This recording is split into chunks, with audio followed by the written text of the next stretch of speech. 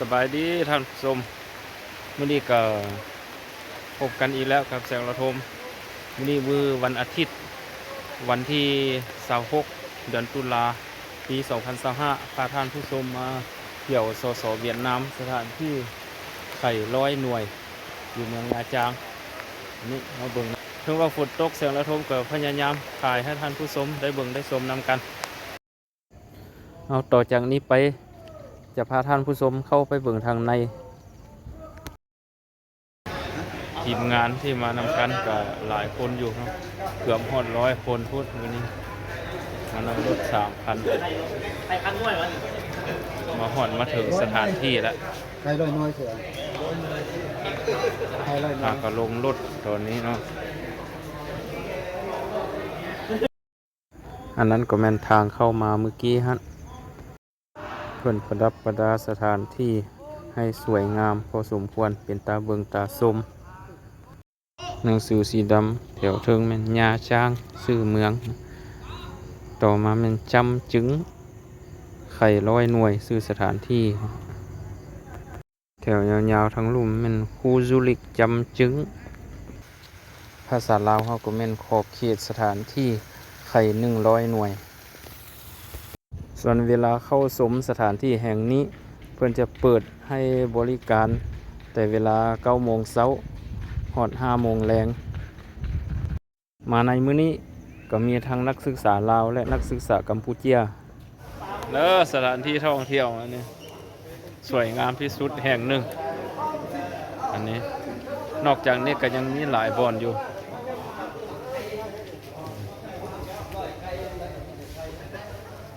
จำจึงไข่100 หน่วยเฉพาะจุดนี้ก็เพียงแต่แม่นจุดเริ่มต้นซื่อๆเพราะว่ามันแม่นขอบเขตทางเข้าแล้วมันยังบ่ทันแม่นข้างในแท้ส่วนสถานที่ข้างในเพิ่นจะเปิดให้เข้าชมตั้งแต่เวลา9 โมงเช้าฮอด5 โมงแลงอันนี้ก็เป็นหนองน้ำมีดอกบัวดอกไม้ประจำชาติเวียดนามหัวแซนล่ะกวกหัวกว่าเวียดนามถือว่าสวยงามหลาย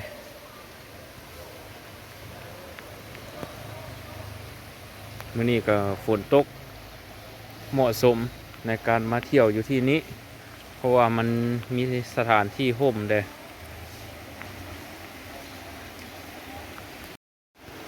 เอาถึงว่าฝนตกก็อย่าแต่ว่าแสงระทมก็พยายามอดทนถ่ายให้ท่านผู้ชม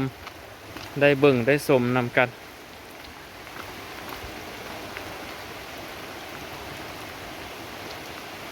อันนี้ก็แม่นรถ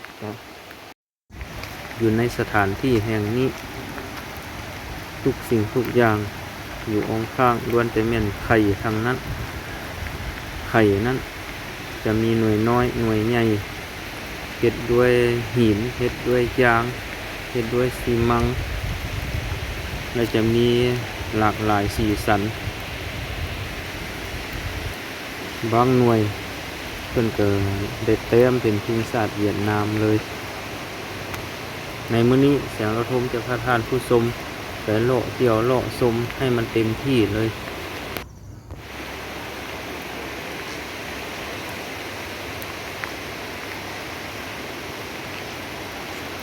chúc mừng ngày phụ nữ Việt Nam ngày 20 tháng 10 ชมเชยวันหนึ่งเวียดนามวันที่20 เดือนตุลาจำจึงวันท่านรวยเอก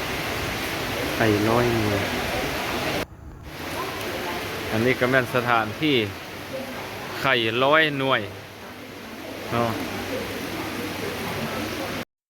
อันนี้ก็เพียงแต่แม่นขอบเขตบริเวณ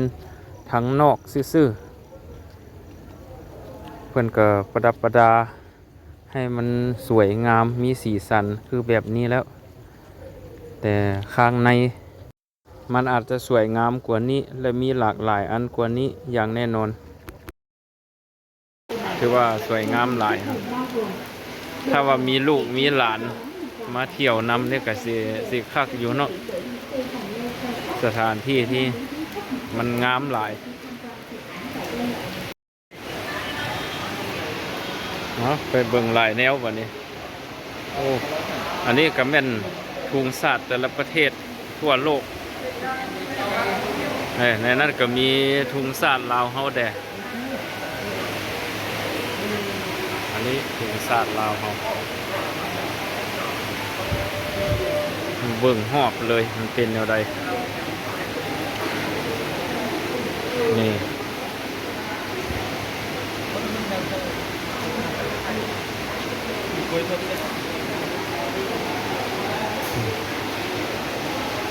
นักท่องเที่ยว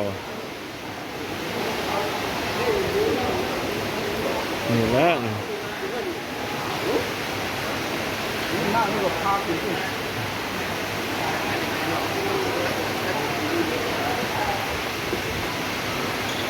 ภูมิศาสตร์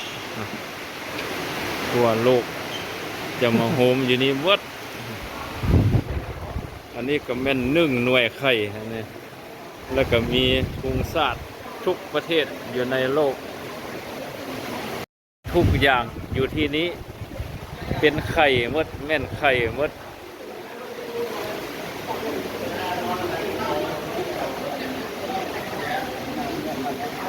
นี่ก็แม่นนักท่องเที่ยวเฮาเนาะอันนี้นี่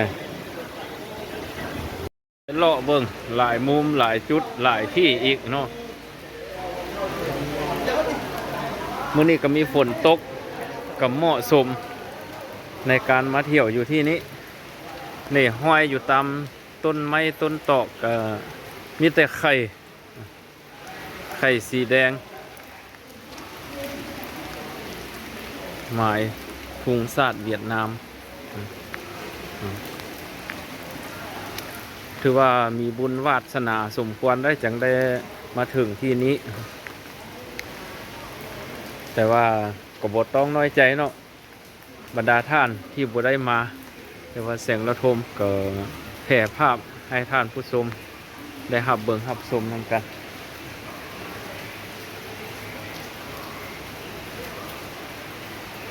เบิ่งหลายแล้วอันนี้จะเป็นเพิ่นแจ้งเรื่องราคา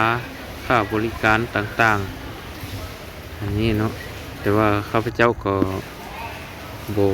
สามารถอ่านและแปลให้ฟังได้เพราะว่ามันยาวหลาย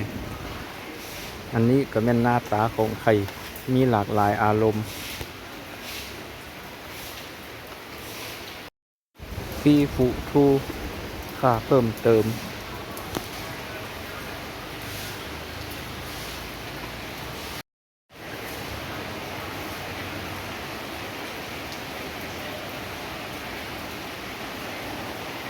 ซินเจ้าเวลคัมสบายดียินดีตอนรับ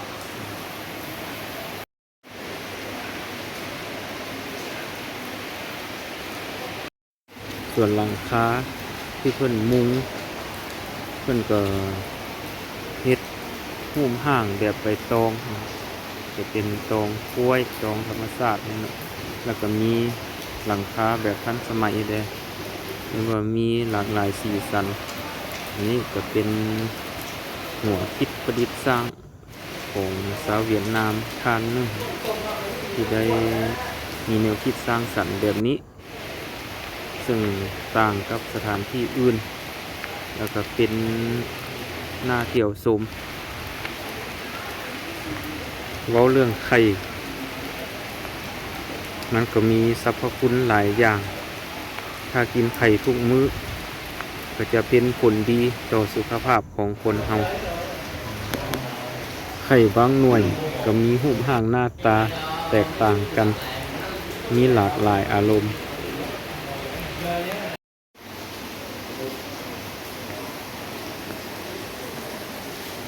อยู่ที่นี้ทุกอย่างงามหลายงามแท้งามว่างามอีหลีเสียงเวียดnói ở đây mọi thứ rất đẹp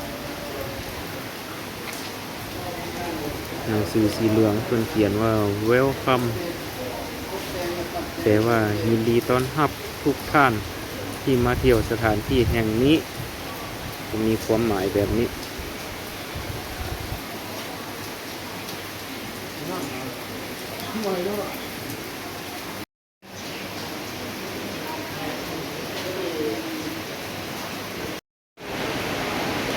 อันนี้ก็เป็นบ่อนบริการอาหารการกินถ้าว่าต้องการเมนูใดก็สั่งได้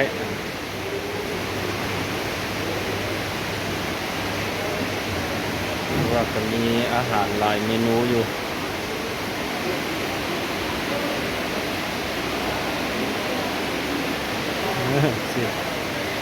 สินเจ้า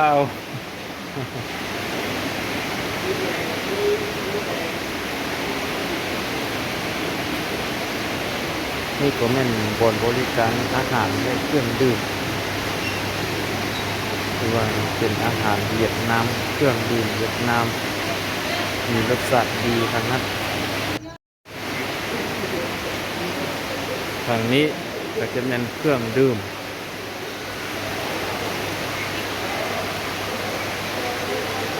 เพิ่นก็ได้จัดสรรไว้เป็นระบบระเบียบถ้าว่าต้องการเครื่องดื่มชนิดใดพวกเขาก็มาสั่งซื้อได้เลยเพิ่นมีบริการให้อย่างเพียงพออันนี้ก็สถานที่นั่งกินเป็นโต๊ะเป็นชุดคือว่าเพิ่นมีการประดับประดาเป็นอย่างดีวุยเหวยจึงตำเหวยบุญแปลว่าสนุกกับใครอาบน้ำบดหรือว่าอาบน้ำโคลน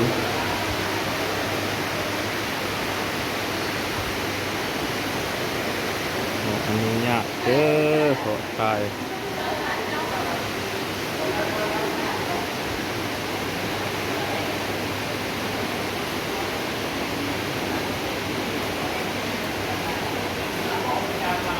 นี่ก็เป็นทีมงานของพวกเราทั้งหมดที่มาในมื้อนี้ในนี้ก็มีนักศึกษาลาวระบบบำรุงแล้วก็ก่อสร้างปีหนึ่งแล้วก็นักศึกษากัมพูเชีย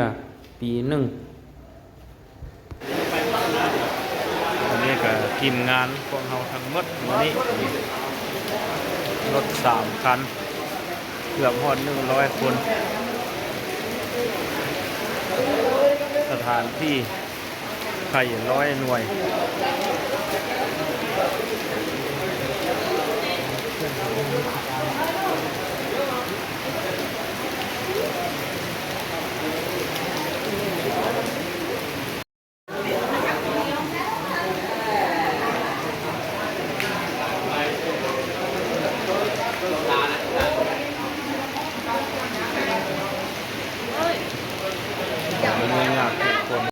บนที่ถ่ายให้ท่านผู้ชม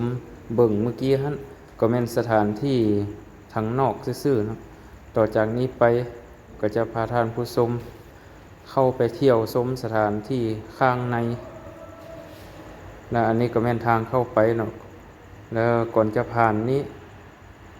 เพิ่นจะให้เฮาปลดเกิบหมดทุกคนปลดเกิบเข้าไปทางในแล้วจังใส่เกิบคืนคือเก่านี่บอกแล้วปวดเกือบเพิ่นบอกให้ปลดเกิบ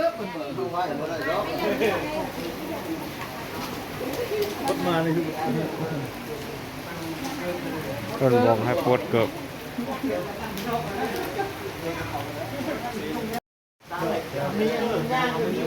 ว่าก่อนจะเข้ากับเพิ่นจ่ายฟรีให้แต่ละคนเข้ามาหมดระยะนึงเพิ่นจะเก็บฟรีนำเฮาคืนเอาสำหรับคลิปนี้ขอจบลงเพียงเท่านี้พบกันในคลิปหน้าซึ่งจะถ่ายทุกสิ่งทุกอย่างที่สวยงามอยู่ข้างในให้ท่านผู้ชมได้รับเบิ่งรับชมนำกัน